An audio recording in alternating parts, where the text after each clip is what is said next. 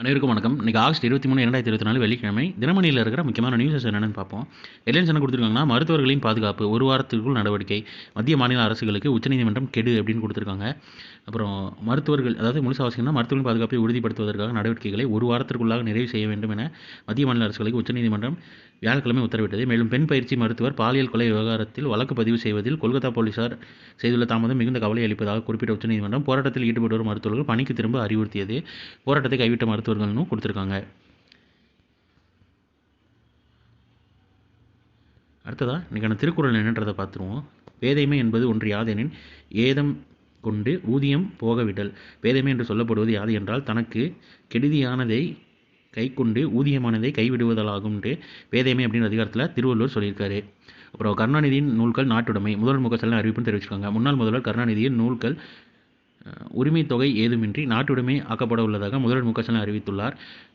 இதற்கான அறிவிப்பை அவர் வியாழக்கிழமை வெளியிட்டார்னு தெரிவிச்சிருக்காங்க. அடுத்ததாக லார்ட்ஸ் மைதானத்தில் முதல் முறையாக மகளிர் டெஸ்ட் இந்தியா இங்கிலாந்து மோதுகின்றன தெரிவிச்சிருக்காங்க. ஹோம் ஆஃப் கிரிக்கெட் என்று சிறப்புடன் அழைக்கப்படும் இங்கிலாந்தின் லார்ட்ஸ் மைதானத்தின் வரலாற்றில் முதல் முறையாக 2026 மகளிர் டெஸ்ட் கிரிக்கெட் நடத்தப்பட உள்ளது. இந்த டெஸ்ட்டில் இந்தியா இங்கிலாந்து அணிகள் மோத உள்ளன தெரிவிச்சிருக்காங்க. இந்த மாதிரி நியூஸ் ரொம்ப ரொம்ப ரொம்ப இம்பார்ட்டன்ட்டு. ஸோ பார்த்து வச்சுக்கோங்க. எங்கன்றது பார்த்துக்கோங்க லார்ட்ஸு. அப்புறம் லார்ட்ஸ்ன்றது எங்கே இருக்குன்னா அது லண்டனில் இருக்குது. ஹோம் ஆஃப் கிரிக்கெட் அப்படின்ற சிறப்பு வாய்ந்ததுன்னு சொல்லியிருக்காங்க. கோவிந்தராஜன் பத்மநாபனுக்கு நாட்டின் முதல் விஞ்ஞான ரத்னா விருதுன்னு தெரிவிச்சிருக்காங்க. இந்தியாவின் உயரிய அறிவியல் விருதான விஞ்ஞான ரத்னா விருதை முதல் முறையாக பிரபல விஞ்ஞானியும் பெங்களூரில் உள்ள இந்திய அறிவியல் கல்வி நிறுவனத்தில் முன்னாள் இயக்குநருமான கோவிந்தராஜன் பத்மநாபனுக்கு குடியரசுத் தலைவர் திரௌபதி முர்மு வழங்கினான்னு தெரிவிச்சிருக்காங்க. கீழே என்ன கொடுத்துருக்காங்கன்னு பார்ப்போம். குடியரசுத் தலைவர் திரௌபதி முர்முவிடம் விஞ்ஞான ரத்னா விருது பெற்ற, அதாவது வலதுபுறமிருந்து விஞ்ஞானி கோவிந்தராஜன் பத்மநாபன், விஞ்ஞான் குழு விருது பெற்ற இஸ்ரோ விஞ்ஞானி வீரமுத்துவேல், விஞ்ஞான் ஸ்ரீ விருது பெற்ற பாரதிதாசன் பல்கலைக்கழக பேராசிரியர் லட்சுமணன் முத்துசாமின்னு தெரிவிச்சிருக்காங்க. இதை பற்றி எலாபரேட்டாக போட்டிருக்காங்க. டைம் இருக்கிறவங்க வாசிச்சு பாருங்கள். அப்படி ஸ்க்ரீன்ஷாட் எடுக்கிற மாதிரி தான் வச்சிருக்கேன். ஒரு 2 செகண்ட்ஸ் பாஸ் பண்ணி வச்சுருக்கேன். ஸ்க்ரீன்ஷாட் எடுத்து வாசிச்சு பாருங்கள். அப்படி இல்லைனா நம்ம டெலிகிராம் சேனலில் இந்த பேப்பர் கட்டிங்ஸ் அவைலபிளாக இருக்குது. ஸோ அதில் கூட நீங்கள் சேவ் பண்ணி வாட்சி பார்த்துக்கலாம். உலகின் 2வது பெரிய வைரம். தென் மத்திய ஆப்பிரிக்க நாடான பாட்ஸ்வானாவில் உலகில் 2வது பெரிய வைரம் எடுக்கப்பட்டுள்ளதுன்னு சொல்லியிருக்காங்க. இதுக்கு முன்னாடி இருந்தது கொடுத்துருப்பாங்களே ஒரு நிமிஷம். இது உலகின் 2வது பெரிய வைரமாகும்.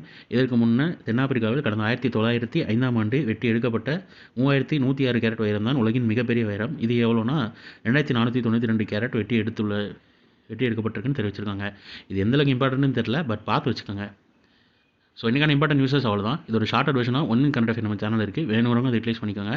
நம்மளோட டெலிகிராம் சேனலில் ஆரா அகாடமியில் அன்னன்னைக்கு வாசிக்கிற நியூஸ் பேப்பர்ஸோட பிடிஎஃப், பட் அதில் இருக்கிற இம்பார்ட்டன்ட் நியூஸஸோட பேப்பர் கட்டிங்ஸு அண்ட் அது சம்மந்தமான குவீசஸும் உள்ளே போட்டுட்ருக்கோம்.